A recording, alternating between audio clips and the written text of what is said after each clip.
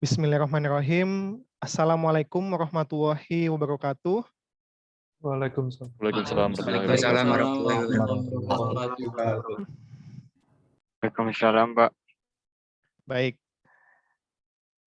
Selamat sore teman-teman. Salam sehat dan salam sejahtera bagi kita semua. Sebelumnya, adakah dari teman-teman di sini yang lokasinya berada di Indonesia bagian tengah atau Indonesia bagian timur? Nah, silakan coba ketikkan di kolom chat. Nah, ketikkan saya misalkan di Indonesia WIT atau saya Wita. Nah, silakan teman-teman. Oke, Mas Petrus Kurniawan, Wita ya. Berarti kalau sekarang jam 4 di tempatnya Mas Petrus ini jam 5 ya, Mas ya? Iya, Pak. Ya, baik. Betul, Pak. Mbak Tiara, kemudian Mbak Salma juga sama. Oke. Ada 1, 2, 3, 4, 5 ya. Oke, ada 5 mahasiswa yang di Wita. Berarti mulainya jam 5 sampai nanti jam setengah 7. Nah, oke, ini kondisi yang sementara ya teman-teman ya. Karena aslinya kan kita jadwalnya Selasa ya. Karena kemarin hari kemerdekaan, libur 17 Agustus, makanya kemudian kita ganti ke hari ini. Nah, kemungkinan besar minggu depan juga seperti itu teman-teman ya. Karena minggu depan itu hari Selasa dan Rabu, Departemen Teknik Nuklir dan Teknik Fisika akan menyelenggarakan konferensi internasional. Nah, dan disarankan oleh departemen untuk mengganti jadwal perkuliahan. Nah, nanti minggu kedua sepertinya kita juga akan seperti ini teman-teman ya. Barulah nanti ke minggu ketiga dan seterusnya, insya Allah kita akan di pertemuan normal ya teman-teman ya pada hari Selasa. Oke, sampai di sini ada yang ingin didiskusikan, silakan. Kita kuliah ini ya, seperti berdiskusi begitu ya. Oke, tidak ada ya, jelas ya, baik. Oke, tidak ada yang Wita, berarti kalau Wita sekarang sudah jam 6 ya, jam 6, udah maghrib mungkin ya. Kalau kalau WIT berarti sekarang sudah jam 6 malam ya. Nanti kuliahnya sampai jam setengah 8. Kalau WIT teman-teman ya. Baik. Ini saya ada beberapa yang sudah mengenal mahasiswanya, ada beberapa yang mengulang ini. Ada Mas Mbak angkatan 2017 dan juga ada Mas Mbak angkatan 2018. Nah, dan yang akan saya bahas pada pertemuan ini, nah ini pernah saya bahas ya di pertemuan-pertemuan sebelumnya. Jadi saya ingin menanyakan ke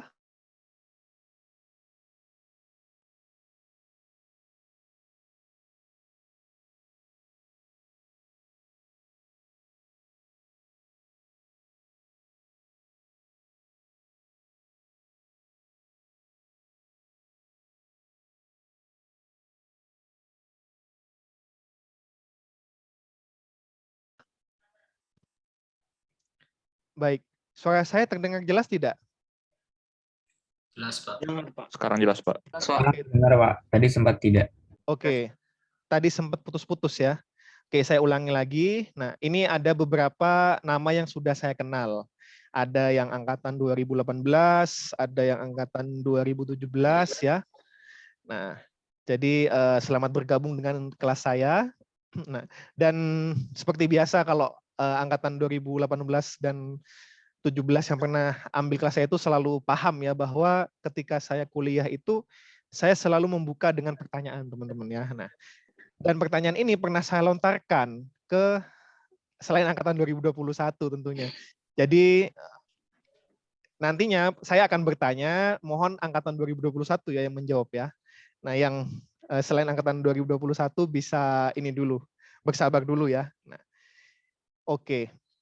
Di sebelah kiri, oh ya, di pertemuan pertama ini kita akan membahas tentang kalkulus teknik secara umum, teman-teman. Apa sih silabusnya, kemudian apa referensi yang dibutuhkan, bagaimana mental yang tepat untuk menghadapi kuliah kalkulus ini, ya. dan hal-hal yang lain yang di luar materi ya. Nah, di pertemuan pertama ini. Nah, oke. Di sebelah kiri itu ada gambar teman-teman ya. Ada gambar seperti gambar apa itu lingkaran love gitu ya. Nah, adakah teman-teman angkatan 2021 yang tahu kira-kira ini gambar apa ya? Ini yang ini. Nah, silakan bisa ketikkan di kolom komentar teman-teman. Kalau ada yang tahu, kira-kira gambar apa ini ya? Salah tidak apa-apa teman-teman ya. Koordinat polar masih belum tepat. Grafik fungsi juga masih belum tepat. Jadi maksudnya misalkan ya, ada sebuah gambar seperti ini misalkan. Nah, ini namanya apa teman-teman? Segitiga ya. Nah, sama. Kalau ada gambar seperti ini, nah itu namanya apa kira-kira? Nah, bangun datar, kurang tepat ya. Nah, segitiga itu juga bangun datar. Nah. Oke, silakan di explore. Salah nggak apa-apa teman-teman ya.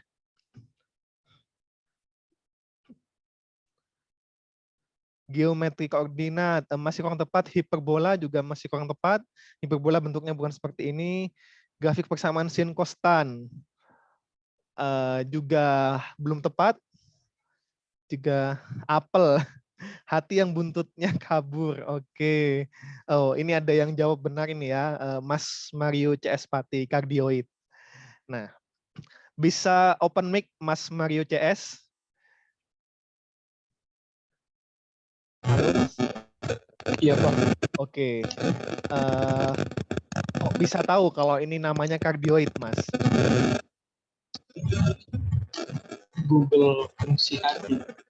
Oke. Fungsi. Gambar ini berarti di screenshot ya, kemudian dimasukkan ke Google untuk diketahui gambarnya begitu ya, Mas ya? Berarti ya? Bukan Pak, langsung di search function. Oh, langsung di search function-nya. Baik.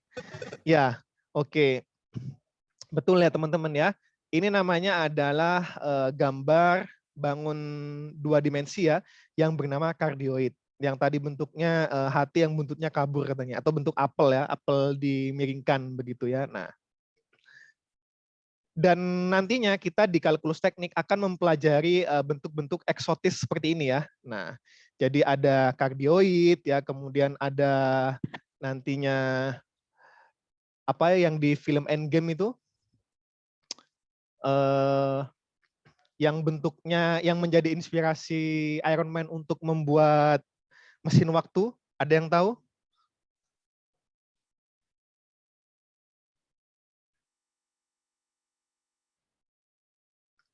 Mesin waktu Endgame. Saya agak lupa juga namanya ya.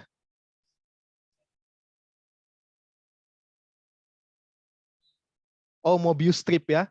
Mobius strip. Oke, betul. Nah, jadi di kalkulus teknik ini kita akan mempelajari bentuk-bentuk eksotis seperti itu, teman-teman ya. Ini ada yang namanya kardioid, kemudian nanti kita akan mempelajari Mobius strip. Terima kasih Mas Mas atau Mbak ini ya. Devi Earl Arta Gunawan. Mas atau Mbak ya, bisa open mic. Saya laki-laki, Pak. Oke, Mas ya, baik. Terima kasih atas konfirmasinya ya. Nah, teman-teman feel free ya jika ingin nimbrung gitu ya, nggak harus off terus mic-nya. Nah, jadi kalau saya tanya bisa langsung teman-teman jawab begitu ya. Nah, oke.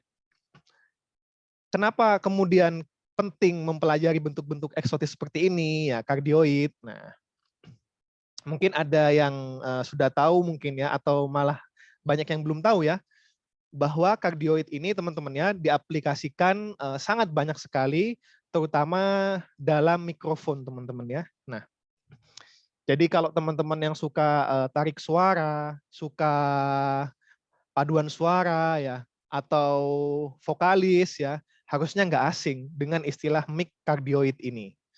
Nah,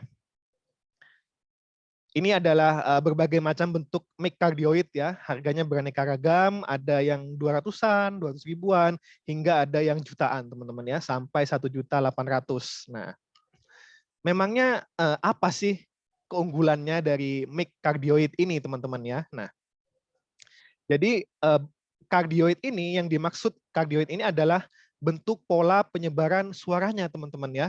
Nah, intensitas suara dari yang dapat diterima oleh mikrofon tersebut. Nah, kalau bentuknya kardioid, teman-teman dapat lihat ya, dia itu mengcover ya, mengcover bagian depannya saja teman-teman ya, dan bagian belakangnya. Nah, bagian yang tadi katanya apelnya buntutnya hilang, hati yang buntutnya hilang itu, dia nggak akan masuk suaranya ke mic ya. Nah, dan mic ini sangat penting ketika digunakan oleh vokalis, misalkan dalam konser. Konser kan fansnya riuh ya, teriak-teriak. Nah, tapi nggak bisa masuk teman-teman ke dalam mikrofonnya. Karena daerah cakupan mikrofonnya itu dia ke arah depan. Nah, berbentuk kardioid seperti ini. Nah, jadi polanya itu bisa digambarkan seperti kanan bawah ini ya. Nah, ada berbagai macam tipe mic lainnya ya. Nah, misalkan ada yang bentuknya melingkar seperti ini ya. Nah, melingkar. Ini ke semua arah berarti ya. Omni ya, omnidirectional mic yang sifatnya omnidirectional. Jadi dia dapat menerima suara dari berbagai macam arah. Di depannya dia juga dapat menerima, sehingga nggak bagus kalau dibuat konser ya. Nah, noise dari noise dari penonton itu bisa masuk kalau menggunakan mic omnidirectional ini. Kemudian ada mikrofon bidireksional, dua arah ya seperti ini. Nah, ini bisa digunakan misalkan dalam acara podcast teman-teman ya. Ada hadap-hadapan begitu ya, ada dua orang hadap-hadapan. Nah, mic-nya cukup satu saja diletakkan di tengah. Nah, kalau dia mic-nya itu bidireksional, dia dapat menerima di depannya dan dia juga dapat menerima di belakangnya teman-teman ya. Nah, jadi bisa lebih hemat mic ya, tanpa mengurangi kualitas dari suara podcast itu sendiri. Atau ada berbagai macam, hypercardioid dan seterusnya teman-teman ya. Nah, ini dan mic yang sangat mahal itu bisa memilih teman-teman ya modenya. Mau yang omnidireksional, yang ke semua arah, atau mau yang kardioid, atau mau yang hypercardioid dan seterusnya. Nah, kalau mic itu bisa puluhan juta mungkin ya. Nah, dan di kalkulus teknik ini kita akan mempelajari teman-teman ya, bagaimana fungsi dari kardioid ini. Nah, termasuk nanti bagaimana transformasinya dari koordinat, kalau kardioid ini kan susah ya kita selesaikan dengan koordinat kartesius. Nanti kita akan selesaikan dengan koordinat polar. Nah, bagaimana cara menyelesaikan permasalahan kardioid ini dalam koordinat polar. Nah, itulah yang akan kita pelajari teman-teman dalam kalkulus teknik. Nah, jadi ketika kita berbicara kalkulus teknik, kita membahas tentang kalkulus yang ada aplikasinya teman-teman ya. Misalkan ini, kardioid ini ada aplikasinya, ada barangnya, ada teknologi yang menggunakan. Nah, dan dari ide ini teman-teman bisa mendesain ya apapun ya, tidak hanya suara.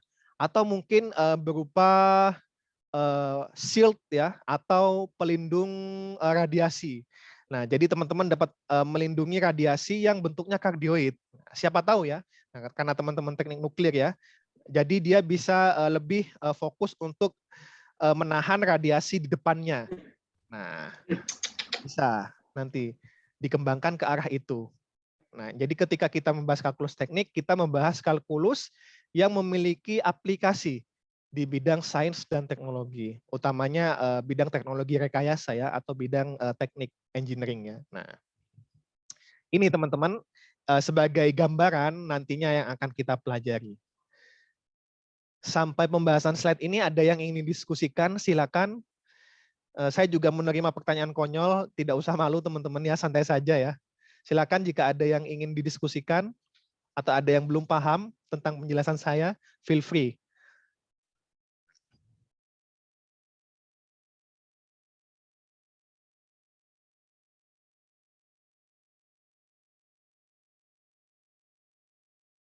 Oke, itu ada yang raise hand, Mas Gian Fadlur Rahman. Silakan, Mas. Baik Pak, pertanyaan saya itu terkait kardioid ini ya, itu apakah koordinat dari polar ini bisa dibentukkan ke bahasa matematika seperti ada variabel-variabelnya gitu Pak. Seperti yang kita tahu ada X sama dengan Y kan ke atas gitu ya Pak. Kalau kardioid ini bagaimana ya Pak? Ya, Gitu. baik. Terima kasih pertanyaannya tadi, Mas. Jadi apakah bisa kemudian kardioid ini dimodelkan dalam bentuk fungsi matematisnya, begitu kira-kira ya, Mas ya? Pertanyaannya ya. Betul atau ada maksudnya berbeda? Betul Pak, maksud saya seperti Betul itu. ya. Baik. Nah, jadi segala bentuk bidang datar itu selalu dapat kalau dia punya garis ya dan dia tertutup. Nah, dia selalu memiliki persamaan garis. Nah, kalau kardioid ini dia punya persamaan garis di mana persamaan garisnya adalah rho itu sama dengan A dalam kurung 1 plus minus cos theta. Nah, di mana tetanya ini yang tadi menjadi parameter dari koordinat polar, Mas. Nanti kita akan pelajari lebih lanjut. A ini adalah jari-jari dari lingkaran ya. Nah, jadi kardioid ini awalnya dibentuk dari banyak lingkaran begitu. Ada dia kalau Mas Mbak lihat ya, proses pembentukan kardioid itu dia ada lingkaran sebelah dalam. Nah, lingkaran sebelah dalam di sini. Nah, kemudian dia ada lingkaran nah dan ada lingkaran lainnya. Coba saya share yang gambarnya ya di Wikipedia ada. Oke. Supaya ada bayangan ya kira-kira ya.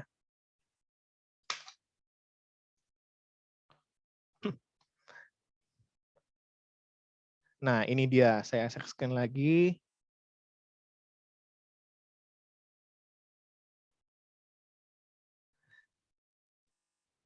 Oke. Sudah terlihat belum halaman kardioidnya? Mas Gian. Sudah terlihat belum? Belum, Pak. Belum ya? Sebentar.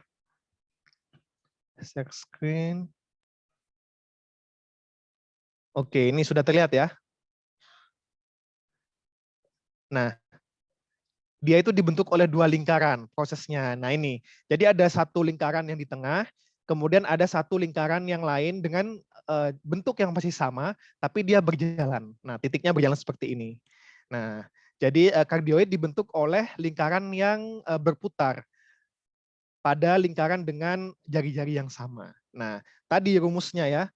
Nah di mana dia dapat X-nya adalah 2A 1 min cos theta.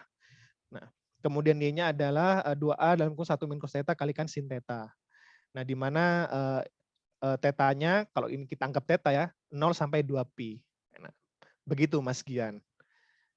Jadi selalu suatu bangun datar itu dia memiliki bentuk persamaan garis, termasuk kardioid ini. Oke, silakan Mas Gian. Ada yang ingin ditambahkan pertanyaan tambahan?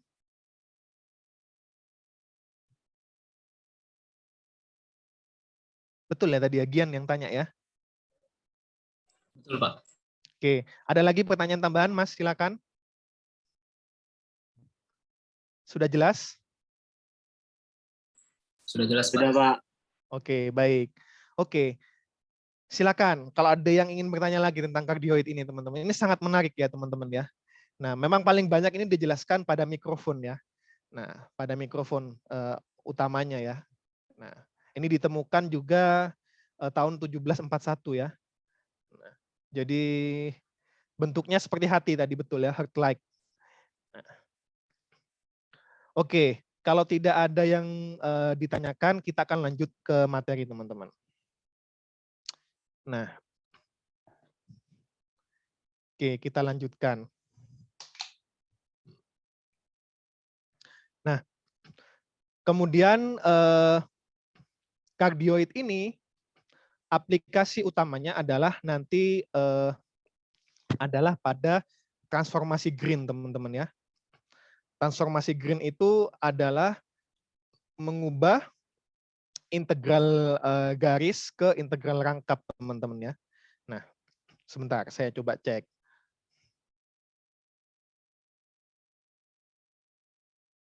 Transformasi Green.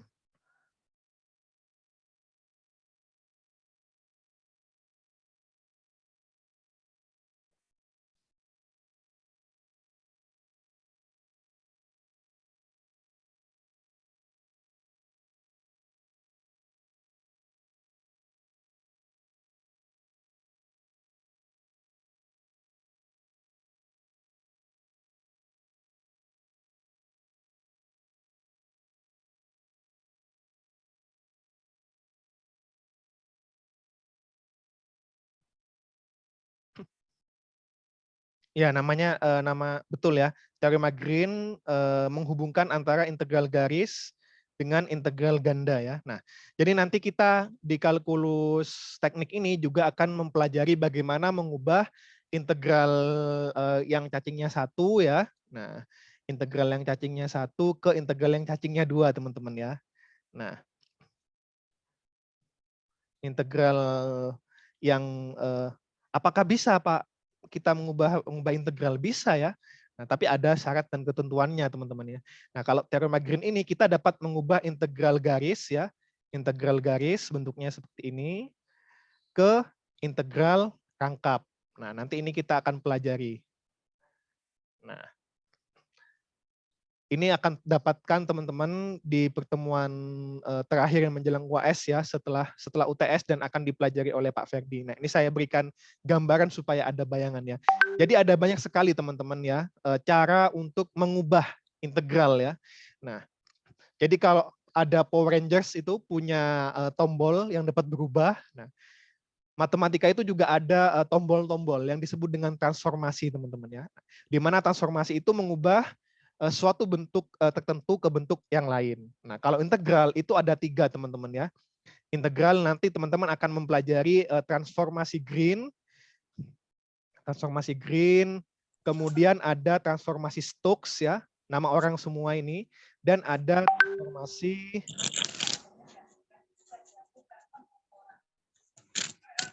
Green, Stokes, dan apalagi satunya? Ada yang tahu? Yang 2018 bisa bantu saya?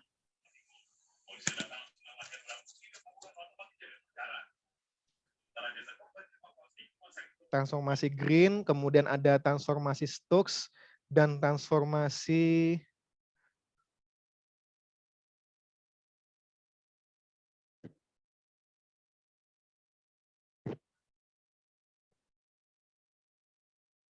Gauss ya, divergensi Gauss. Oke, ada 3. Ada Green, Stokes, dan Gauss. Ini saya juga sambil buat catatan, teman-teman ya. Gauss. Nah, di mana kalau Green ini dia mengubah bentuk integral cacingnya 1 ke cacingnya 2. Kalau Stokes ini dia mengubah dari cacingnya 3 ke cacingnya 2. Nah, kemudian kalau Gauss ini mengubah dari yang integral permukaan ya ke integral garis, integral permukaan ke integral garis. Nah, nanti ini akan teman-teman pelajari setelah UTS.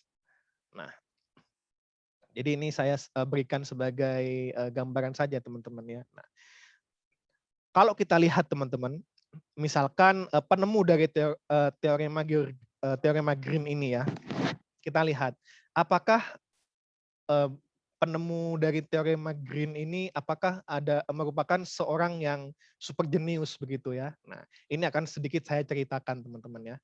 Nah, biasanya juga saya sering menyeling kuliah matematika itu dengan kisah-kisah ilmuwan ya, terutama ilmuwan yang menemukan teori tersebut.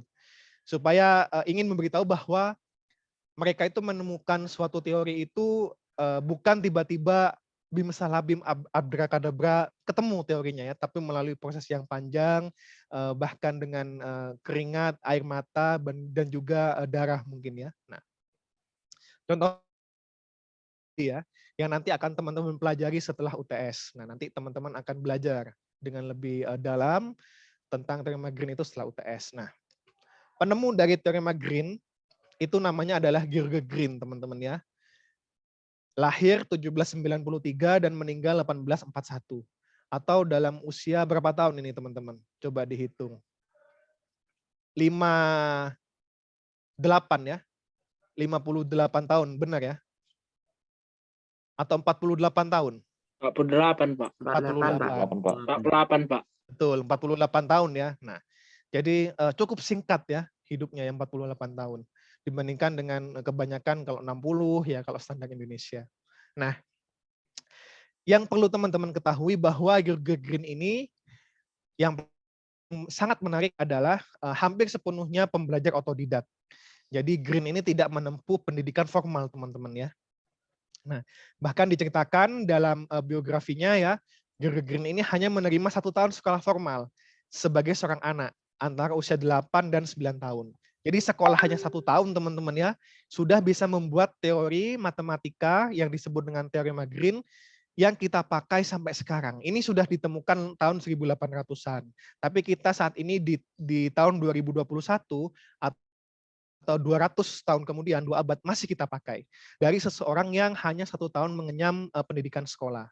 Nah pertanyaannya, kalau sekolah 1 tahun saja itu bisa membuat 1 teori matematika, nah teman-teman yang sudah sekolah dari berapa tahun?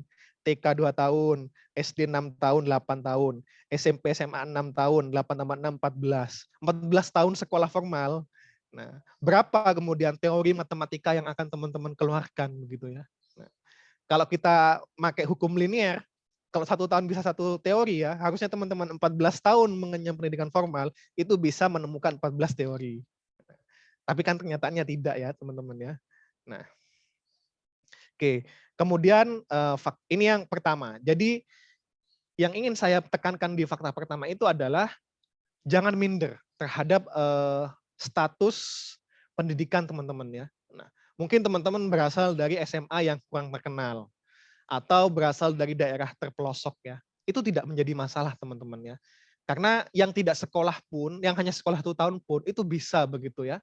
Menjadi orang yang sangat berprestasi, menciptakan suatu teori dan teorinya tetap dipakai hingga 200 tahun ke depan. Apalagi teman-teman yang sekolah 14 tahun ya. Nah, itu yang pertama. Kemudian yang kedua adalah Gilbert Green ini adalah anak seorang pembuat roti teman-teman ya. Jadi sangat sederhana. Bahkan di masa mudanya Green ini memiliki tubuh yang lemah dan tidak suka bekerja di toko roti ayahnya. Namun karena untuk menyambung hidup ya, akhirnya tetap bekerja sebagai tukang giling biji gandum. Jadi dalam membuat roti, gandum itu perlu dihaluskan menjadi tepung ya dengan cara digiling, dan yang bertugas untuk menggiling gandum ini adalah Gilbert Green ini ya. Nah, jadi masa mudanya juga nggak belajar juga karena bekerja. Nah ini fotonya ya masa mudanya Gilbert Green. Nah, dan ini untuk membuktikan juga kepada teman-teman ya, bahwa berprestasi itu tidak harus milik anak orang yang sukses, anak DPR, anak orang kaya, tidak teman-teman ya. Nah, dari contoh Gilbert Green ini kita juga dapat melihat bahwa anak seorang pembuat roti yang memiliki toko roti ya sederhana ya. Nah, bahkan tidak berpendidikan, hanya 1 tahun sekolahnya itu bisa membuat teori teman-teman ya. Nah, itu fakta yang kedua. Nah, kemudian kalau sekolahnya 1 tahun, masa muda bekerja, kemudian kapan belajarnya Pak? Nah ini dijawab di fakta ketiga ya. Green ini baru belajar di usia 30 tahun teman-teman ya. Nah jadi mungkin karena tidak suka juga ya tidak suka bekerja di toko roti ayahnya ya, akhirnya mencari pelarian dan pelariannya itu belajar di perpustakaan teman-teman ya. Nah kalau nanti teman-teman nggak suka nih misalkan kuliah, pelariannya apa ya? Nah, kalau saya dulu kalau nggak suka kuliah, pelarian saya ikut kompetisi, ikut lomba karya tulis ilmiah. Nah, kalau Green ini dia nggak suka bekerja di toko roti ayahnya, pelariannya adalah ke perpustakaan, belajar ya. Nah, Green ini belajar pada usia 30 tahun teman-teman. Ya. Baru belajar ini 30 tahun. Nah, tapi belajarnya itu adalah belajar yang dituntun oleh rasa penasaran, curiosity. Bukan belajar yang hanya ikut-ikutan atau belajar yang setengah hati. Belajar yang sangat serius untuk menjawab keingintahuannya. Sehingga meskipun belajar otodidak, 5 tahun kemudian, nah, di usia 35 tahun, Green ini menerbitkan paper ya, nah, yang berjudul An Essay on the Application of Mathematical Analysis to the Theories of Electricity and Magnetism. Bayangkan teman-teman ya, seseorang yang hanya 1 tahun sekolah formal, kemudian juga masa mudanya ya nggak belajar bekerja, baru belajar itu di usia 30 tahun, kemudian 5 tahun serius untuk memenuhi rasa penasarannya, 5 tahun kemudian bisa membuat paper, teman-teman ya. Nah, paper inilah kemudian yang menjadi landasan dalam teorema Green atau transformasi Green yang nanti akan teman-teman pelajari. Nah, barulah setelah usia 35 tahun, 5 tahun belajar ya, kemudian juga menerbitkan paper. Nah, pada usia 40 tahun, meskipun nggak pernah mengenyam pendidikan formal ya, itu ditawari berkuliah. Jadi ada profesor yang membaca papernya itu tertarik judulnya. Wah ini idenya ini benar-benar luar biasa ini. Nah akhirnya ditawari Green yang usianya 40 tahun mau nggak kemudian kuliah. Nah barulah kemudian kuliah ya di usia 40 tahun. Nah teman-teman ini kuliah di usia 20 tahun ya. Nah harusnya bisa menghasilkan lebih banyak karya dibandingkan Pak George Green ini. Kemudian setelah kuliah 7 tahun kemudian lulus ini ya, sudah lulus kuliah 7 tahun kemudian meninggal ya. Nah, tapi karya-karyanya itu belum dikenal teman-teman ya. Baru kemudian setelah kematiannya, meninggal 4 tahun setelah kematiannya baru kemudian dikenal. Ini mirip seperti kasusnya Pak Gregor Mendel ya, atau Bapak Genetika Dunia, di mana ketika masih hidup tidak dihargai karyanya ya. Karyanya jelek lah dan sebagainya, karyanya Pak Mendel. Beda kalau Einstein kan dia masih hidup bisa terkenal. Kalau Pak Mendel ini dia sudah mati, kemudian beberapa tahun kemudian baru kemudian dikenal bahwa ternyata teori pewarisan sifat itu bersifat universal dan bisa menjadi hukum biologi. Barulah kemudian diangkat sebagai Bapak Genetika modern. Nah, tapi Mendel nggak merasakan bahwa ketika hidup dia nggak merasakan kesuksesan seperti yang dirasakan Newton, Einstein, dan sebagainya. Sama seperti Pak George Green ini. Nah, ini kisahnya teman-teman ya. Kisah dari seseorang matematikawan yang membuat suatu teori matematika yang disebut dengan teorema Green. Nah, nanti setelah kuliah ini teman-teman bisa cari tuh. Teorema Green atau nama lainnya adalah transformasi Green. Teorema Green ya. Teorema Green. Teorema, kemudian pakai namanya ya, ini Green ya. Nah. Oke. Itu sekilas tentang sejarah teman-teman ya. Sekarang kita akan masuk ke apa sih kemudian mata kuliah kalkulus teknik ini 3 SKS ya. Nah, mari kita lihat silabusnya teman-teman ya. Oke, sampai sini ada yang ingin dibahas tentang teorema Green? Silakan. Sambil saya membuka kurikulum teknik nuklir.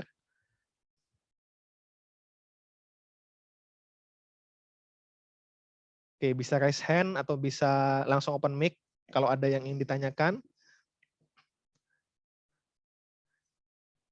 Oke, wah ini ada yang bertanya. Saya mau nanya, Pak. Silakan, Mas Muhammad Aldris. Jadi saya ya, Pak. Jadi saya mau nanya penerapan.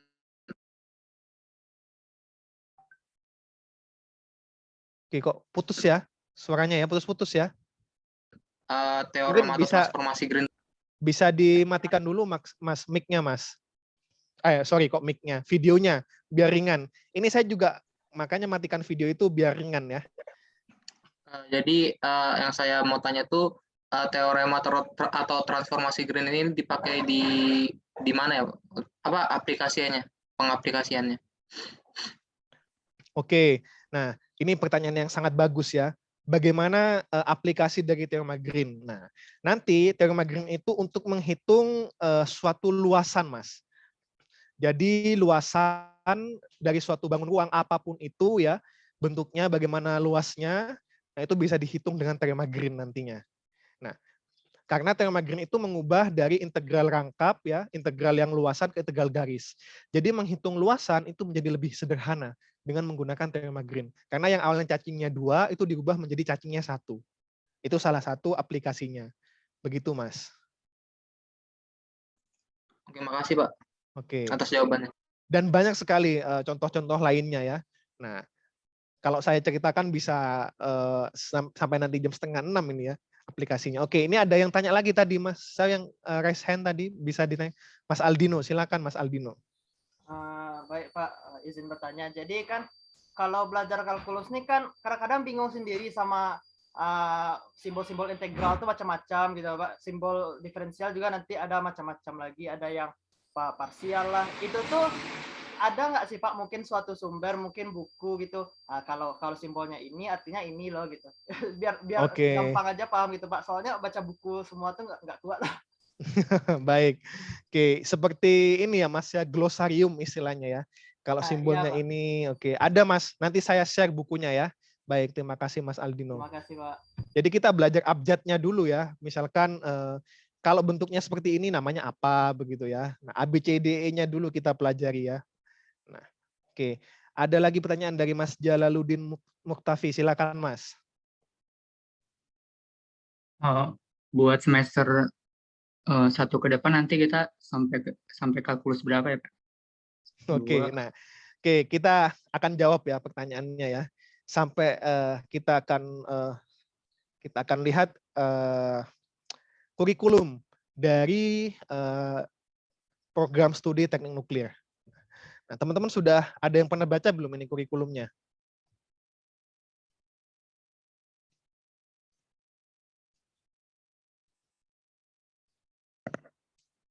Oke. Ada yang sudah baca, bisa ketikkan di kolom komentar yang sudah baca.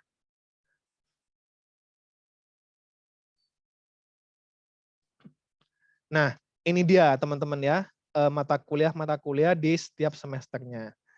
Nah, nanti berkaitan dengan matematika ya, ini adalah kelompok mata kuliah yang berkaitan dengan matematika. Jadi untuk kalkulus, ini satu saja Mas. Nah, satu saja kalkulus, alhamdulillah ya, kalkulus teknik. Karena pada dasarnya kalkulus teknik ini adalah gabungan dari kalkulus vektor dan kalkulus elementer ya. Nah, kemudian kalau matematika yang lain, itu ada aljabar teknik. Ini teman-teman juga ngambil sekarang ya, aljabar teknik ya. Benar atau tidak? Benar, Pak. Benar ya. Nah, kemudian ada kalkulus teknik, kemudian nanti ada probabilitas dan statistik juga ngambil nggak? Atau semester 2? Iya, ngambil barusan. Juga ngambil juga ya, oke. Ada metode numerik, ini semester 3. Kemudian ada persamaan diferensial elementer dan ada persamaan diferensial parsial. Nah, ada 6 mata kuliah yang berkaitan dengan kelompok mata kuliah matematika. Nah, kalau kalkulus teknik itu sendiri, awalnya itu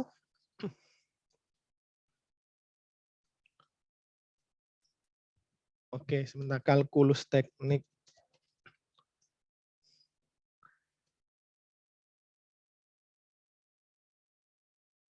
Nah, ini ya. Kalkulus teknik itu teman-teman ya. Awalnya itu, nah, kalkulus elementer dan kalkulus vektor menjadi kalkulus teknik. Jadi sebenarnya kalkulus teknik ini adalah 2 mata kuliah teman-teman ya. Sebelum UTS, kalau sebelumnya ya di kurikulum sebelumnya ya, sebelum UTS itu adalah 1 mata kuliah kalkulus elementer dan setelah UTS adalah 1 mata kuliah kalkulus vektor. Kalau di teknik fisika, mata kuliah kalkulus ini kalau saya tidak salah itu 5 SKS teman-teman ya. Nah, jadi teman-teman teknik nuklir ini 3 SKS. Nah, oke. Begitu kira-kira jawaban saya, Mas. Ada tanggapan? Tadi siapa, Mas? Siapa yang tanya? Silakan bisa ditanggapi. Mas Gian Fadul Rahman tadi yang tanya ya? Oh, Mas Jalaluddin. Oke, baik. Bukan Pak, saya mau nambah pertanyaan lagi Pak. Silakan Mas. Terkait tadi kalkulus teknik itu dibagi awalnya merupakan gabungan dari kalkulus elementer dan kalkulus vektor. Nah, itu perbedaan kalkulus elementer dan vektor itu apa ya Pak? Baik, gampangnya kalkulus elementer itu kita belajar skalar ya, sesuatu besaran yang tidak punya arah. Tapi kalkulus vektor kita belajar tentang vektor, besaran yang memiliki nilai dan arah. Dan itu berbeda, Mas. Nah, begitu kira-kira Mas Gian ya. Baik, Pak. Terima kasih, Pak. Oke, sama-sama. Nah, kita lanjutkan dulu teman-teman ya. Nah, ini adalah silabus dari kalkulus teknik. Bisa teman-teman lihat ya. Kodenya ini, kemudian nama mata kuliahnya, bobotnya 3 SKS, semester ganjil, dan mata kuliahnya wajib. Kemudian capaian pembelajarannya adalah CPL 1 ya. kemampuan mengidentifikasi, merumuskan dan memecahkan persoalan ke teknik nukliran dengan dengan menerapkan pengetahuan matematika, sains keteknikan dan keteknik nukliran serta mampu menggunakan piranti keteknikan modern. Nah, kemudian capaiannya apa sih yang nanti teman-teman harus apa perbedaan teman-teman sebelum dan setelah ikut kuliah ini? Nah, harapannya teman-teman memiliki 6 perbedaan ini ya. Yang pertama adalah teman-teman mampu melakukan perhitungan diferensiasi fungsi-fungsi ordiner atau fungsi-fungsi yang sederhana ya, pangkatnya 1. Nah, ordiner. Kemudian yang kedua, mampu melakukan perhitungan integrasi fungsi-fungsi ordiner. Yang ketiga, mampu melakukan perhitungan diferensiasi fungsi-fungsi yang melibatkan bilangan kompleks. Nah, yang keempat, mampu melakukan perhitungan integrasi fungsi-fungsi yang melibatkan bilangan kompleks. Yang kelima, mampu melakukan perhitungan diferensiasi fungsi-fungsi yang melibatkan besaran vektor. Dan yang keenam, mampu melakukan perhitungan integrasi fungsi-fungsi yang melibatkan besaran vektor. Dan kalau saya boleh garis bawahi ya, secara garis besar, yang akan teman-teman peroleh setelah mata kuliah ini selesai, itu teman-teman dapat menyelesaikan permasalahan turunan dan integral dengan menerapkan ilmu-ilmu yang diperoleh dalam kalkulus teknik ini. Nah, jadi berbagai macam diferensiasi dan integrasi, harapannya nanti teman-teman bisa menyelesaikannya. Jadi nggak pakai aplikasi ini ya, apa namanya yang di HP itu yang kemudian difoto, kemudian bisa tahu alurnya ya, enggak. Tapi diberitahu bagaimana menyelesaikannya secara step by step dan dengan sistematis teman-teman. Ini ada bobotnya ya, di mana bobotnya hampir merata dari setiap CPMK dari 16% dan juga 17%. Dan nanti beban penilaiannya, nah ini teman-teman harus diperhatikan betul ya. UTS itu 35%, UAS itu juga 35%. Dan ini tidak bisa ditawar teman-teman ya. Ini sudah ada di silabus.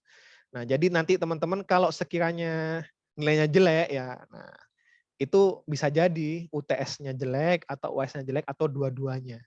Nah, tugas juga lumayan ini ya 30 dengan pembagian persentase seperti ini ya. Nah, jadi nanti kalau teman-teman katakanlah dapatnya nilai C, nah kemudian teman-teman sebelum protes, Pak kenapa kok saya dapat nilai C? Nah teman-teman evaluasi, UTS-nya bisa nggak ngerjakan? Atau UAS-nya bisa nggak ngerjakan?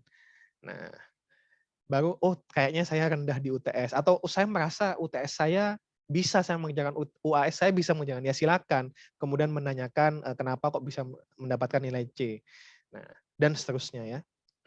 Nah, deskripsinya mata kuliah ini diarahkan untuk memberikan pemahaman tentang pengetahuan dasar penting tentang kalkulus diferensiasi dan integrasi. Nah, jadi kita membahas 2 domain ini teman-teman. Turunan atau diferensial dan integral. Nah, materi kuliah meliputi diferensiasi dan integrasi fungsi-fungsi ordiner, fungsi-fungsi melibatkan bilangan kompleks, dan fungsi-fungsi yang melibatkan besaran vektor. Nah, bahannya, nah nanti ini. Jadi minggu depan kita akan mempelajari konsep diferensiasi dan dari fungsi-fungsi ordiner khusus. Ada polinomial, trigonometrik, eksponensial, hiperbolik. Jadi ordiner ini maksudnya adalah selain bilangan kompleks ya. Nah, itu yang akan kita bahas minggu depan. Dan saya mengajar sampai UTS teman-teman ya.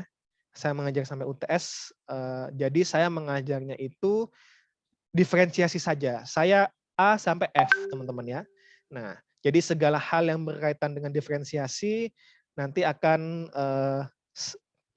kita pelajari dengan saya. Nah, baru setelah UTS teman-teman akan mempelajari integrasi atau integral dengan Pak Ferdi ya. Nah, mungkin kalau ada yang lupa bilangan kompleks itu yang ada I-nya itu ya, yang ada imajinernya. Nah, itu bilangan kompleks teman-teman ya. Nah, nanti akan kita pelajari. Kalau yang ordiner itu berarti dia tidak ada bilangan imajinernya ya, tidak mengandung I tadi, imaginary. Nah. Oke. Kemudian bukunya ini ada 3. Nah, nanti akan saya bahas untuk bukunya ya. Nah. Oke, kita kembali ke slide presentasi. Kita bahas slide presentasi.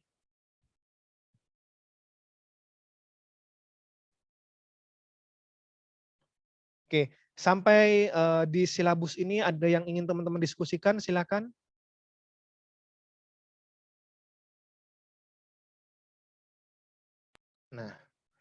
Sampai di silabus ini ada yang ingin teman-teman diskusikan. Jadi bobotnya adalah 3 SKS ya.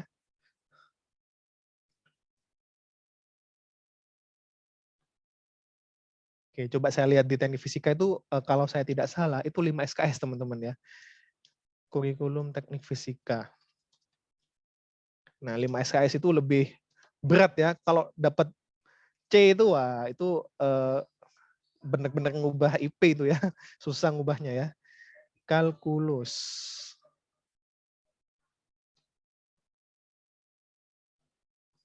Oke, ada yang ingin teman-teman diskusikan terkait dengan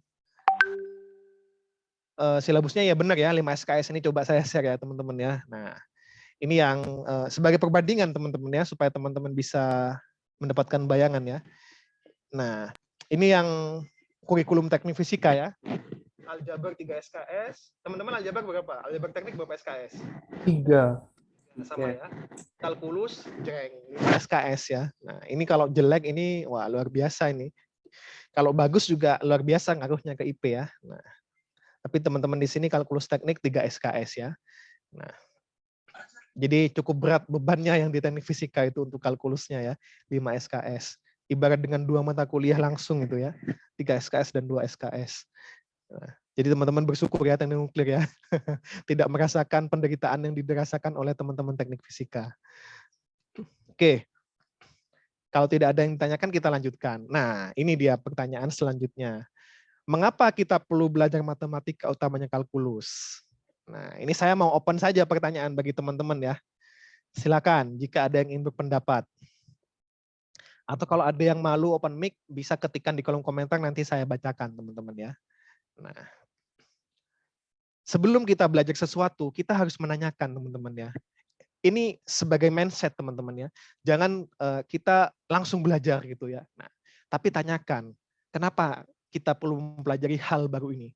Misalkan teman-teman ingin investasi ya, katakanlah yang sekarang ngetren ini di generasi muda ya. Nah, teman-teman kan harus belajar.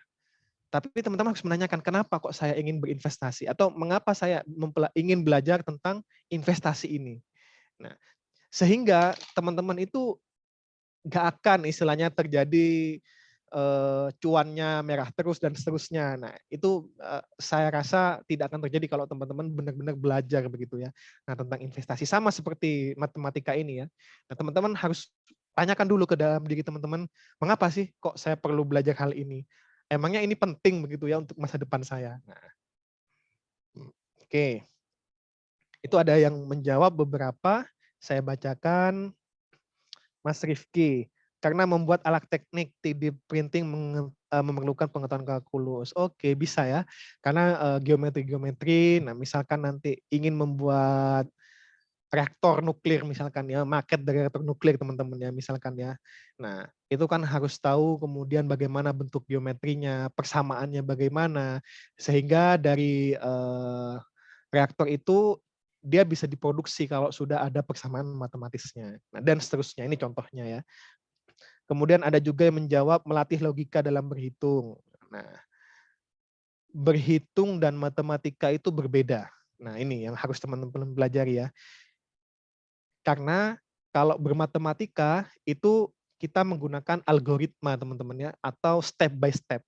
Kalau berhitung, nah kalkulator itu bisa dan lebih jago dibandingkan dengan kita ya. Tapi kalau dalam merumuskan suatu algoritmanya, nah itu kita yang menentukan ya. Nah, tapi oke, bolehlah. Lebih tepatnya melatih logika dalam bukan dalam berhitung ya, tapi dalam matematika itu sendiri ya, agar dapat diaplikasikan dalam kehidupan. Nah, ini menarik ini Mas Jason Immanuel. Emangnya beli pentol pakai kalkulus, Mas? Coba bisa open mic, maksudnya gimana Mas Jason Immanuel ini? Halo Mas Jason?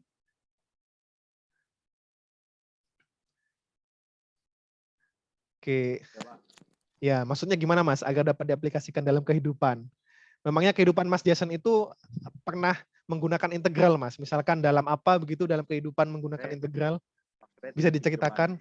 Kehidupan di masa depan gitu, misalkan kalau misalkan nanti saya menjadi salah seorang yang merancang reaktor nuklir gitu kan memerlukan banyak perhitungan juga.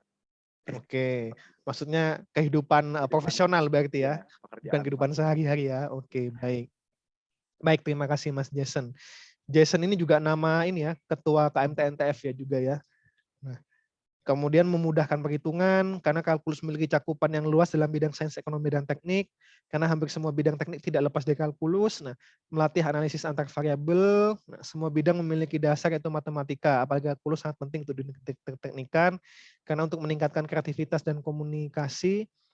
Karena dalam dunia teknik diperlukan kalkulasi akan perubahan-perubahan objek yang terjadi. Ya harus benar-benar dihitung ya. Misalkan buat jembatan, misalkan nggak dihitung sedikit saja, wah bisa runtuh jembatannya ya. Nah, memecahkan permasalahan yang tidak dapat dipecahkan dengan aljabar sederhana. Oke. Analisis sistem. Nah, melatih berpikir kritis. Nah, ini yang menarik ini. Melatih berpikir kritis. Karena memang pada kenyataannya teman-teman ya, ketika teman-teman lulus itu tidak semuanya kemudian terjun dalam mendesain reaktor nuklir katakanlah. Bisa jadi ketika teman-teman lulus itu ada yang kerja di bank misalkan ya, atau ada yang menjadi pengusaha. Kemudian ada yang menjadi macam-macam ya, bahkan ada yang menjadi politisi mungkin ya. Karena ingin bisa reaktor nuklir itu dibangun di Indonesia, karena selama ini kenapa kok reaktor nuklir ini nggak bisa dibangun di Indonesia? Karena nggak ada perjuangan-perjuangan dalam politik teman-teman ya. Nah, kemudian teman-teman ingin, saya harus menjadi politisi, saya harus bisa menjadi DPR, menjadi wakil rakyat, dan saya ingin dengan ilmu ke teknik nukliran saya ingin mengusulkan bahwa PLTN itu aman di Indonesia. Nah, jadi teman-teman bisa jadi ketika lulus itu menjadi politisi. Udah nggak dipakai sama sekali, sudah integral, kemudian diferensial ya. Teman-teman akan membahas undang-undang, meetingnya tentang undang-undang, kemudian meetingnya tentang permasalahan kesehatan misalkan. Nah, terus berarti useless dong. Kita sudah belajar integral, sudah belajar diferensial, kok nggak dipakai dalam dunia kerja? Nah, apakah useless teman-teman? Nah, pertanyaan tidak ya. Karena benar tadi ini yang dikatakan oleh Gabila Ivanka, bahwa sebenarnya tujuan utama dari belajar matematika itu adalah untuk melatih berpikir kritis, teman-teman ya. Itu yang utama, teman. Sehingga ketika nanti teman-teman bekerja dimanapun itu dipakai berpikir kritis itu ya. Nah, kalau diferensial dan integralnya itu nggak dipakai, teman-teman ya. Misalkan teman-teman kerja di bank, kan nggak mungkin gitu ngitung saldo atau memproyeksikan saldo itu pakai diferensial atau integral ya. Ya mungkin sedikit-sedikit ya, tapi nggak akan serumit ketika matematika untuk menghitung reaktor nuklir misalkan. Nah, tapi yang di sini adalah yang paling penting, mengapa teman-teman perlu belajar matematika adalah untuk melatih untuk berpikir kritis. Nah, sehingga ketika nanti teman-teman bekerja dimanapun bidangnya, apapun kemudian profesinya, nah itu akan tetap terpakai berpikir kritis itu ya. Nah, misalkan saya beri analogi saja ya, tentara. Teman-teman tahu kira-kira apa persyaratan ikut tes tentara? Coba ketikkan di kolom komentar. Ketika seseorang ingin masuk menjadi tentara, apa saja persyaratannya? Coba ketikkan.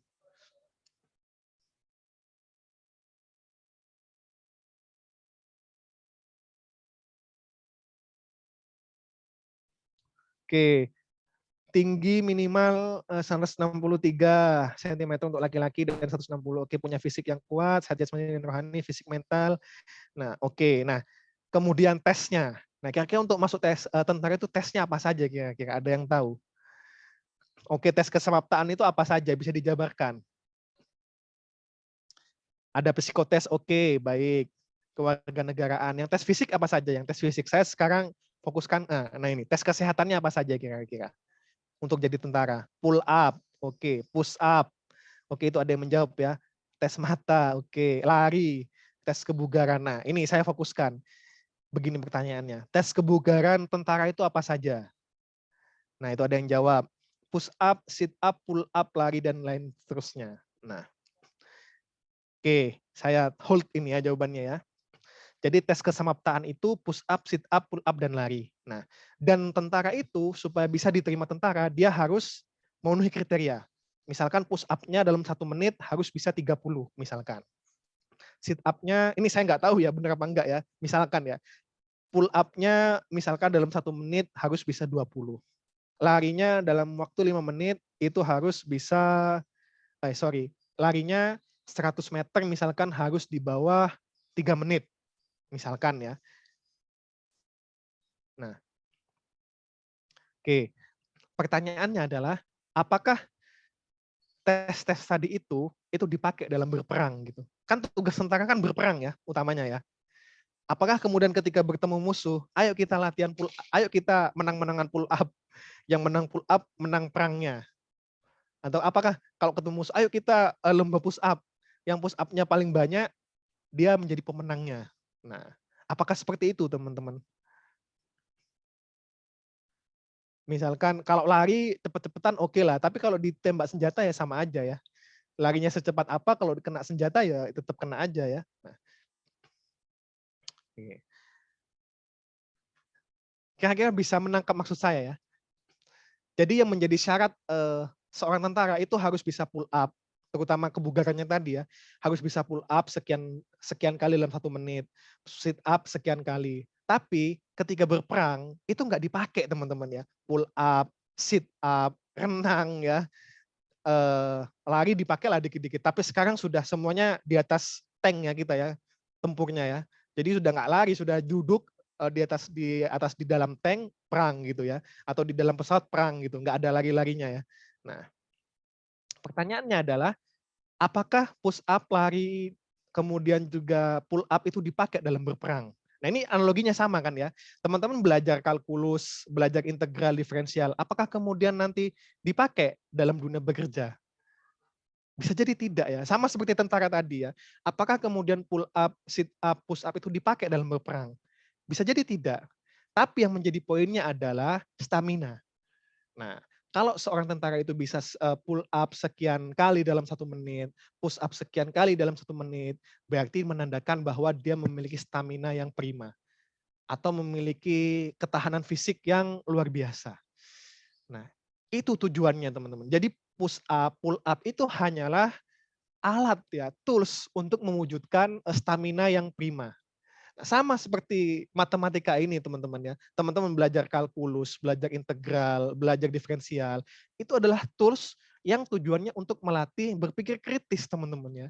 Nah, jadi jangan dibingungkan ya. Kemudian kenapa kok kalau teman-teman sering ngobrol ya dengan alumni ya, halah nggak usah belajar diferensial, kalkulus, toh nanti ketika bekerja itu yang dipakai Microsoft Excel. Nah, sering kalau saya diskusi ya, tapi bukan itu maksudnya maknanya dari kita kuliah untuk melatih berpikir kritis. Karena kalau kita menyelesaikan masalah-masalah matematika, kita itu dilatih untuk berpikir runtut ya, untuk berpikir kritis. Dari sekian banyak persamaan, mana persamaan yang akan kita pilih? Dari sekian banyak step-step, bagaimana step yang tepat? Nah, itu kemudian yang menjadikan kita kritis.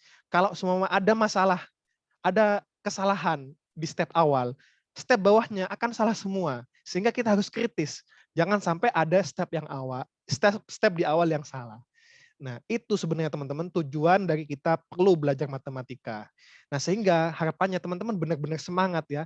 Bukan tujuannya untuk menjadi jago dalam apa ya, dalam integral, kalkulus dan lain sebagainya, tapi untuk teman-teman memiliki pola pikir kritis begitu ya.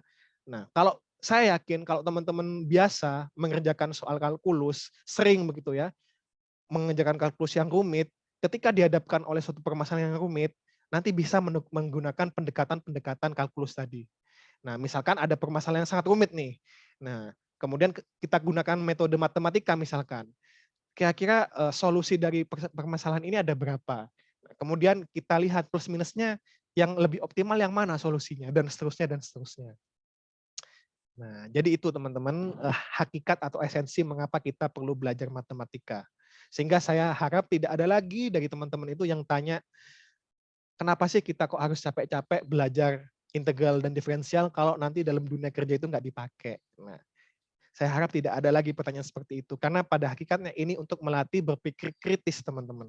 Karena kalau berpikir kritis itu dibutuhkan di semua posisi dan di semua jabatan. Mau teman-teman sebagai, apalagi teman-teman yang jadi bos ya, nah itu harus benar-benar kritis ya. Nah, apalagi nanti teman-teman lulusan S1, menjadi ketua yang bawahannya adalah lulusan D1, D3, SMA. Nah, teman-teman harus menjadi pemimpin yang kritis. Nah, oke. Sampai sini ada yang ditanyakan terkait dengan kritis ini? Silakan.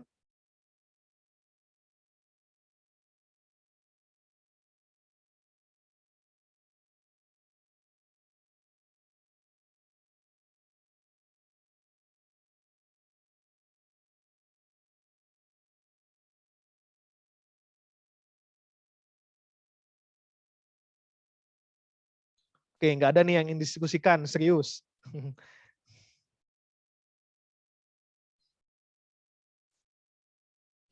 Oke, kalau tidak ada kita lanjutkan teman-teman ya. Nah, hakikat utamanya itu untuk melatih berpikir kritis. Kita lanjutkan. Oke. Nah, ini saya ada survei singkat ya. Coba teman-teman isi, ketikkan ugm.id kalen ya. Nah, ini survei ini dipakai di kalkulus elementer waktu itu, tapi silakan dipakai lagi nggak apa-apa. Saya ketikkan di kolom komentar, nanti silakan teman-teman isi ya. Kalau teman-teman sudah lulus teknik nuklir, keahlian apa yang ingin teman-teman miliki? ugm.id ya, bukan .if ya. ugm.id kalen. Nah, saya beri waktu 3 menit cukup teman-teman, silakan.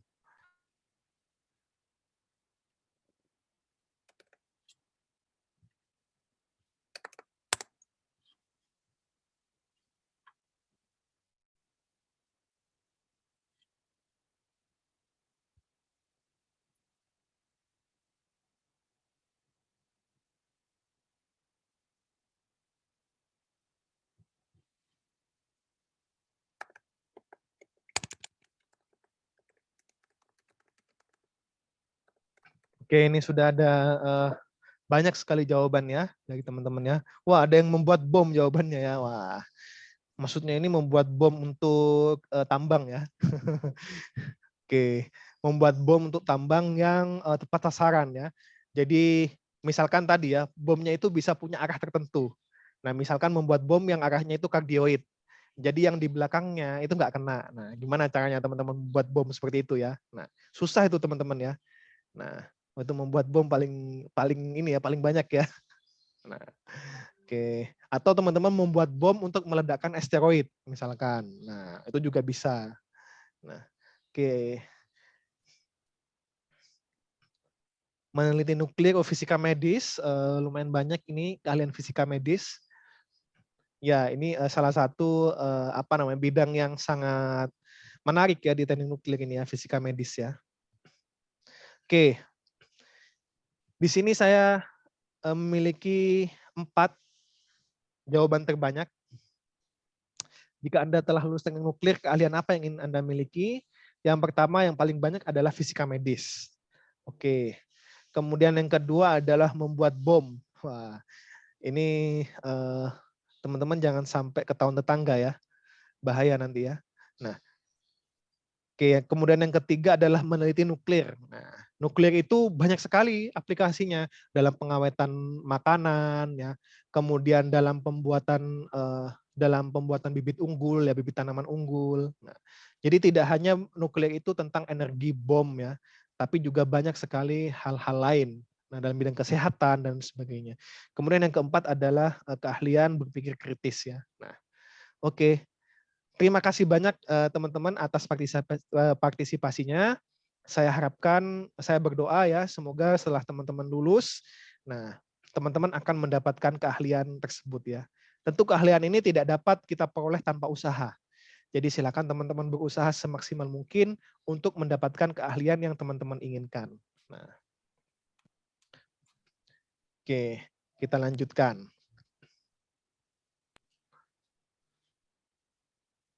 Muncul sudah PPT-nya? Sudah, Pak. Sudah, Pak. Oke, kita lanjutkan ya.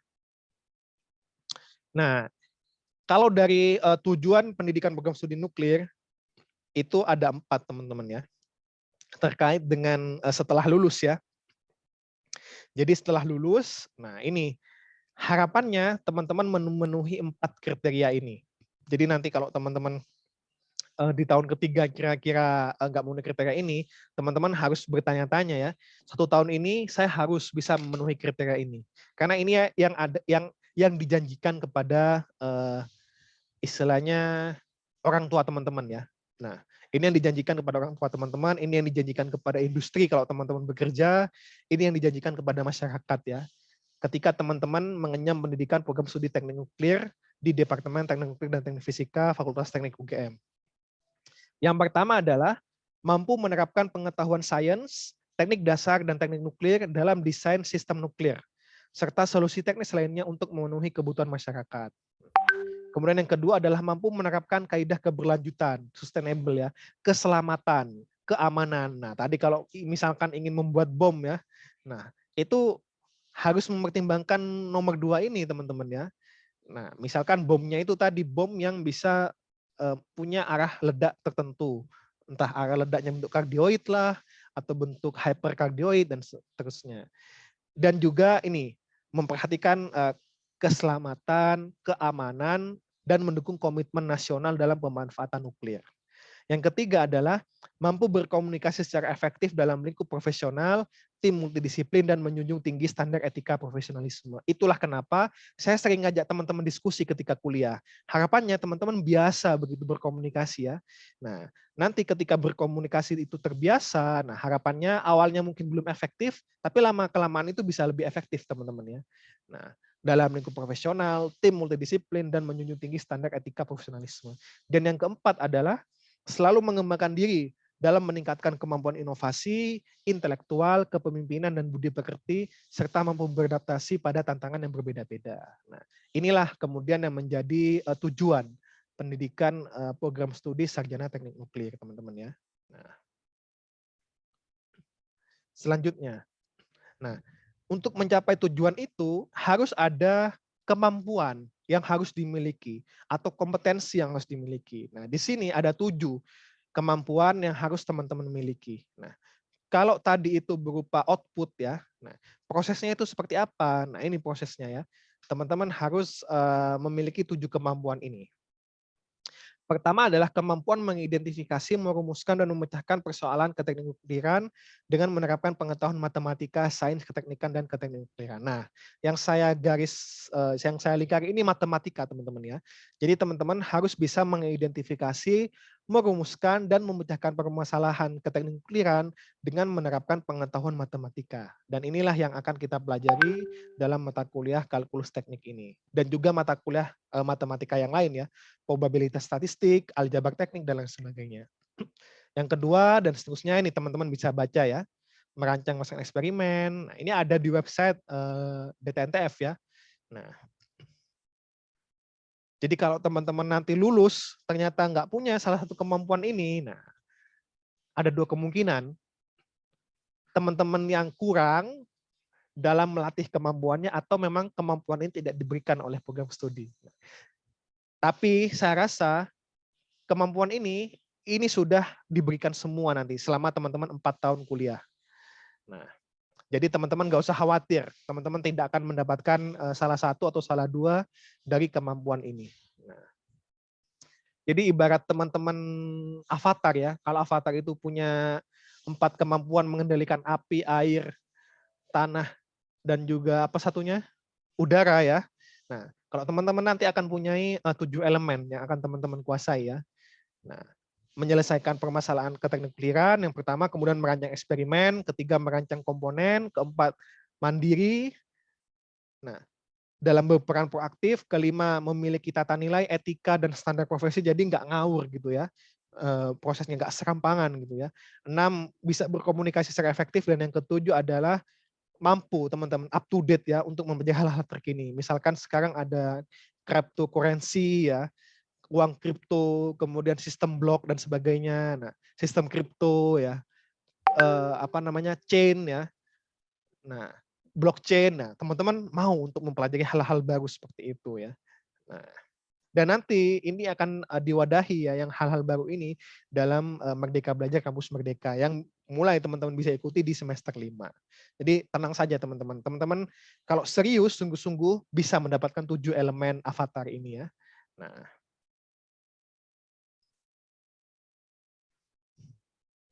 oke. Nah,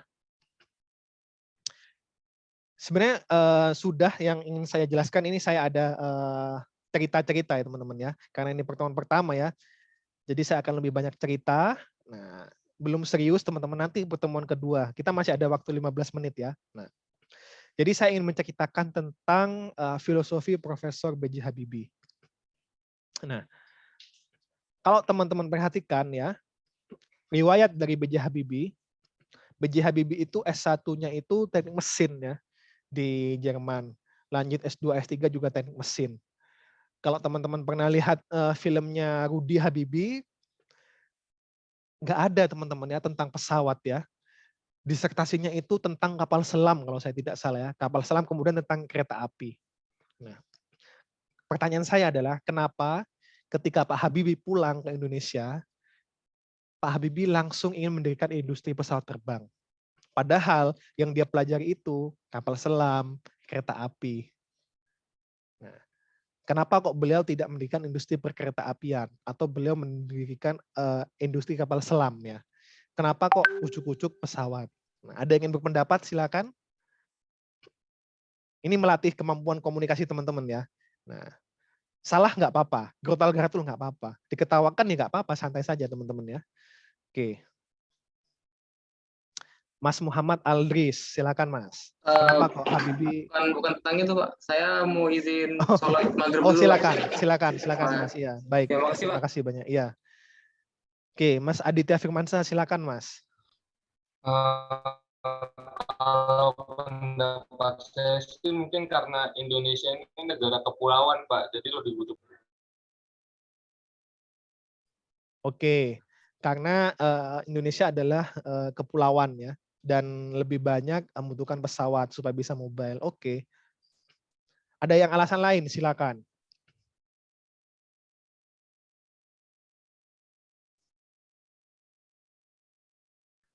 Mas Raka. Nah, silakan Mas Raka. Saya menjawab Pak, mungkin karena saat itu pengusahaan teknologi Indonesia di bidang kedirgantaraan masih kurang, jadi Pak Habibie ingin merubah itu Pak. Oke, kurang sehingga supaya nggak kurang itu dikembangkan begitu ya Mas Raka ya. Iya Pak. Oke, baik. Terima kasih. Jawaban yang juga masuk ya.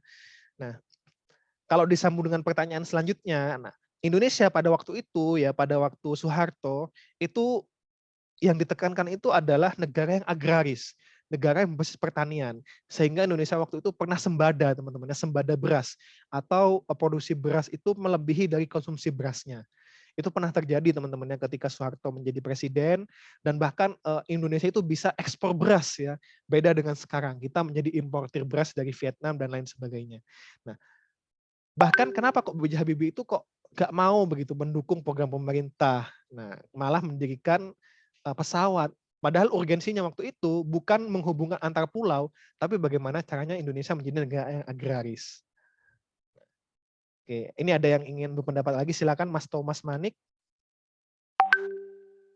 Silakan. Mungkin karena pakai pesawat itu Pak bisa menyiram tanah lebih banyak sekaligus gitu Pak. Oke, bisa dibuat di pertanian ya Mas ya untuk menyiram pestisida. Iya Pak, bisa bawa air gitu. Bisa bawa air juga, oke. Oke, masuk akal. Oke, dari 3 sampel jawaban yang telah teman-teman utarakan itu benar semua teman-teman ya. Tapi saya memiliki jawaban sendiri. Begini teman-teman. Kita logika ya. Kalau Indonesia sudah bisa mendirikan pesawat, nah, padahal pesawat itu adalah teknologi yang sangat-sangat susah, bahkan paling susah di antara teknologi lainnya ya. Nah, logikanya, kalau Indonesia sudah bisa bikin pesawat, maka teknologi-teknologi lainnya yang lebih mudah, itu juga jauh lebih bisa. Nah, kalau saya logikanya seperti itu teman-teman ya. Kalau Indonesia bisa bikin pesawat, bikin TV, bikin mesin cuci, bikin motor, bikin mobil, itu gampang teman-teman ya. Nah, itu kalau saya ya. Nah, kembali lagi ini subjektif. Nah, kalau teman-teman punya jawaban sendiri silakan. Tapi kalau jawaban saya, kenapa kemudian Pak Habibie ya, selain memang Indonesia itu kepulauan, kok ngotot banget begitu, ingin mendirikan industri pesawat terbang, padahal pesawat terbang itu sangat susah, bahkan nggak dipelajari mungkin ya sama Pak Habibie. Nah, karena Pak Habibie belajarnya itu bekerjanya di kereta api dan juga topik penelitian tentang kapal selam, kalau teman-teman lihat Rudi Habibie ya. Nah, karena itu teman-teman ya, kalau logika, kalau teman-teman sudah bisa melakukan sesuatu yang paling sulit, maka hal yang paling mudah, hal yang lainnya itu bisa menjadi lebih mudah. Nah, logikanya juga sama. Kalau Indonesia waktu itu sudah bikin pesawat, nah, padahal pesawat itu adalah teknologi yang paling susah, maka teknologi-teknologi yang lebih mudah itu bisa dibuat dengan mudah ya, ikut gitu ya. Nah, HP. Nah, mungkin kalau waktu itu Indonesia berhasil mendirikan industri pesawat terbang, PTD itu berhasil memproduksi banyak pesawat, bisa jadi ya, mesin cuci, TV, HP, bahkan juga sosial media Facebook, Google, itu bisa kita buat sendiri teman-teman ya. Nah, karena yang paling susah itu sudah bisa dibuat begitu ya, apalagi yang mudah. Nah, itu logikanya ya. Nah, dan makanya ada filosofinya adalah berawal di akhir dan berakhir di awal. Jadi Pak Habibie ini memulai dari akhir, yang paling susah duluan nih digarap. Nah, sama ketika saya membahas ini, pertemuan kali ini, saya membahas teman-teman setelah lulus apa sih kompetensinya. Nah, jadi kita berawal di akhir. Nah, nanti berakhirnya di awal. Jadi berakhirnya ya sebagaimana yang kita tetapkan di awal. Nah, ingin mendirikan industri pesawat terbang. Jadi nanti bisa berakhirnya mendirikan industri pesawat terbang. Nah, ini filosofinya ya, berawal di akhir, berakhir di awal. Di awal itu maksudnya sebagaimana yang kita inginkan. Nah ini filosofi dari Prof. B.J. Habibie. Sama kalau teman-teman misalkan ya ingin berawal di akhir dalam kuliah ini, dalam S1 ini, teman-teman mulai dari sekarang itu sudah bisa searching skripsi tentang teknik nuklir. Dilihat di judul-judul di Google Scholar. Skripsi atau penelitian teknik nuklir itu apa saja sih? Nah, teman-teman itu berawal dari akhir. Nah, teman-teman kok sok-sokan, kemudian masih maba sudah baca skripsi, ya nggak apa-apa. Mengikuti filosofinya Prof. B.J. Habibie ini, berawal di akhir. Jadi teman-teman nanti bisa baca, oh ternyata teknik nuklir itu penelitiannya tentang seperti ini ya. Nah, skripsinya kakak-kakak tingkat itu seperti ini ya. Nah, jadi ada bayangan teman-teman ya. Sehingga nanti yang awalnya itu ingin lulus tepat waktu, berakhirnya ya bisa lulus tepat waktu karena teman-teman sudah mempelajarinya dari awal. Nah, dan berdasarkan penelitian saya ya, mahasiswa yang sudah pernah bikin karya tulis, sudah pernah ikut program kreativitas mahasiswa, intinya bikin karya tulis lah, itu lulusnya itu bisa lebih lancar dibandingkan dengan mahasiswa yang belum pernah sama sekali bikin karya tulis selama menjadi mahasiswa. Nah, saya perhatikan ini ya, dan sejauh ini selalu sesuai dengan hipotesis ya. Mahasiswa yang biasanya lulus molor itu bisa dipastikan mereka itu yang lulusnya 6 tahun, 7 tahun, mereka nggak pernah ikut lomba karya tulis. Mereka nggak pernah buat karya tulis gitu ya. Nah, karena kenapa teman-teman ya? Pada prinsipnya skripsi dan karya tulis itu adalah identik sama begitu ya. Cuman beda nama aja. Toh sama-sama strukturnya, ada latar belakang, ada pendahuluan, ada dasar teori. Karya tulis juga seperti itu, skripsi juga seperti itu. Nah, makanya kalau sudah di awal teman-teman misalkan sering ikut kompetisi karya tulis, saya yakin insya Allah teman-teman dalam pengerjaan skripsi itu akan lancar ya. Nah, ini masuk ke filosofi ini juga teman-teman, berawal di akhir dan berakhir di awal. Oke. Semoga ini dapat bermanfaat bagi teman-teman ya. Nah, kemudian ada rekomendasi buku non formal yang dapat teman-teman baca, A Mind for Number. Nah, ini buku yang sangat-sangat bagus ya. Ini adalah buku yang sangat bagus yang saya rekomendasikan teman-teman. Ini ada yang komen, saya coba baca. Oke, betul ya, berawal ya. Oke. Nah, buku A Mind for Number ini dibuat oleh Profesor Barbara Oakley. Nah, kalau teman-teman lihat, Profesor Barbara Oakley ini lulusan S1 sastra Rusia, teman-teman ya. Selama SD sampai SMA, bahkan kuliah, Barbara Oakley ini sangat anti dengan matematika. Ini bukunya sangat bagus sekali. Saya merekomendasikan. Kapan-kapan kita bisa diskusi tentang buku ini ya, A Mind for Numbers ini. Nah, kemudian kok bisa jadi profesor teknik elektro? Padahal teknik elektro itu butuh matematika yang sangat kuat ya. Nah, Barbara Oakley ini lulusan sastra Rusia, dia susah melamar kerja kemana-mana. Dan yang hanya menerima itu adalah tentara. Tentara untuk waktu itu perang dingin ya, memata-matai Rusia. Sehingga dibutuhkan sarjana lulusan sastra Rusia. Nah, orang Amerika ngambil kuliah sastra Rusia, susah dapat kerja, hanya diterima sebagai tentara. Nah, kemudian ketika menjadi tentara, Barbara Oakley ini dia ditugaskan untuk bisa mengoperasikan radio. Nah, dari sanalah kemudian dia belajar mengoperasikan radio, belajar fisika, mau nggak mau belajar matematikanya juga. Nah, dari sanalah kemudian di usia 25 tahun, Barbara Oakley ini belajar trigonometri yang dipelajari di SMP. Di usia 15 tahun, itu baru dipelajari 25 tahun. Sudah lulus S1, sastra Rusia, jadi tentara, karena harus mengoperasikan radio. Nah, belajar fisika, belajar trigonometri. Ternyata, yang awalnya sangat benci, ya, sangat anti dengan matematika, ketika dipaksa, awas kabel, karena dipaksa, nah akhirnya bisa teman-teman ya. Ibarat batu ya, itu bisa berlubang dengan tetesan air. Nah, ini sama seperti kasusnya Barbara Oakley ini.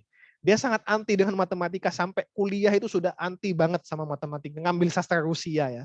Nah, barulah kemudian ketika dipaksa bisa. Bahkan paksanya kebablasan ya, jadi profesor ya di teknik elektro. Nah, ini diceritakan teman-teman ya. A Mind for Numbers, ini kalau teman-teman saat ini benci dengan matematika ya, padahal teknik nuklir itu sangat butuh matematika, nah teman-teman baca buku ini ya. Nah, How to Excel Math and Science. Bagaimana di sini dijelaskan juga tips belajar. Bagaimana belajar Pomodoro ya. 30 menit belajar, 10 menit istirahat. 30 menit belajar, 10 menit istirahat dibandingkan dengan 2 jam belajar. Nah, itu dibandingkan. Ternyata lebih efektif 30 menit belajar, 10 menit istirahat. 30 menit belajar, 10 menit istirahat. Nah, itu lebih efektif teman-teman ya, lebih mudah untuk diserap otak. Nah, How to Excel at Math and Science. Bagaimana untuk bisa excel ya, menguasai matematika dan sains. Meskipun kamu flunket. Ini flunket ini artinya adalah apa ya istilahnya ya? Ceroboh ya di bidang algebra. Even if you flunked algebra. Nah, ini teman-teman baca silahkan ya. Sangat rekomendasi. Meskipun yang sudah suka matematika, nah wawasan ini bisa membantu teman-teman untuk lebih menyukai matematika. Kemudian, nah ini buku referensi yang akan kita pakai tadi yang ada simbol-simbolnya. Nah ini judulnya ya, Handbook of Mathematics for Engineers and Scientists. Di sini ada simbol-simbolnya. Ini ada halaman covernya aja sudah simbol-simbol ya. Nah, ini dijelaskan nanti simbol-simbolnya ya Mas. Yang tadi yang tanya. Dan minggu depan kita akan belajar ini konsep diferensiasi dan diferensiasi fungsi-fungsi ordiner khusus. Nah ini akan kita belajar minggu depan. Kita akan ambil dari buku ini teman-teman. Silakan bisa dicari bukunya ya di apa namanya LibGen dan lain sebagainya. Ada, saya juga sudah download ya. Oke, ini jenis-jenis kalkulus ya. Tadi sudah saya jelaskan. Ada kalkulus elementer, ada vektor, dan teknik ini menggabungkan ya elementer dan vektor. Kalau elementer ini tentang skalar, vektor ini berarti dia tentang vektor, memiliki besar dan arah. Kemudian ada juga kalkulus multivariat atau multivariable. Nah, ini lebih rumit lagi ya. Ini lebih kompleks ya. Jadi kalkulus ini adalah kalkulus tingkat tinggi yang biasanya menggunakan dimensi ya. Misalkan kalau teman-teman pernah mendengar alam semesta itu ada 11 dimensi, nah itu cara menyelesaikan permasalahan matematikanya itu dengan kalkulus multivariat ini. Berkaitan dengan dimensi tinggi ya. Nah, kalau vektor ini biasanya maksimal 3 dimensi lah. 3 dimensi ya. Nah, kalau sudah 4 dimensi, 5 dimensi, bahkan 11 dimensi, atau mungkin 22 dimensi, nah itu menggunakan kalkulus multivariabel ini teman-teman ya. Nah ini contoh soal yang biasanya saya gunakan ketika kuis, tugas, atau UTS UAS ya. Jadi saya sangat nggak pernah bahkan ya bikin soal itu yang lurus-lurusan berarti. Misalkan carilah integral x kuadrat, kemudian tambah 3x, dx berapa integralnya misalkan. Saya nggak pernah seperti itu teman-teman. Saya selalu membuat soal dalam bentuk cerita. Nah misalkan seperti ini.